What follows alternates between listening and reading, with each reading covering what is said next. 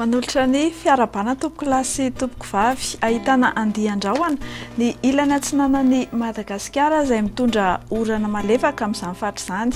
Ny nandrafitra ny andro kosa dia ny ary izay atonony. Toy izao manaraka izao ny toetr'andro no vinavinaina ho amin'ny Rapitso fa 17 ny volana Aogositra 2024 sy 2025. Saika ny orana malefaka avokoa araka izany ny morontsiraka atsinanan'ny Madagasikara iray manontolo andrahona ary mety arahana herika manify ny ilany atsinanan'ny avoatany ary ho tsara ny andro amin'ny faritra sisa. Ho mafimafy ny fitsokan-drivotra ny amin'ny tendrony avaratra sy ny any amin'ny tapany atsimo-nosy. Ho amin'ny Rapitso tolakandro dia toy hatrany ny orana malefaka ny Antalaha, Analanjorofo, Atsinanana, Vadivavy Fitovinany sy Atsimo Atsinanana, haka endrika tandrifin-drahona izany ny faritra Melaka sy Anosibe Sambrano. Ho lalovandrahona ny ilany atsinanan'ny avoatany ary arahana herika manify izany indrindra ny amin'ny takariva sy ny amin'ny alina fa ho tsara ny andro amin'ny ankapobeny amin'ny faritra sisa.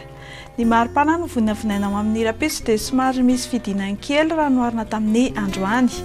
20 hatramin'ny 13 degré Celsius izany aty amin'ny faritry ny Ahatotany, ny faritry morontsiraka kosa 17 hatramin'ny 20 degré Celsius.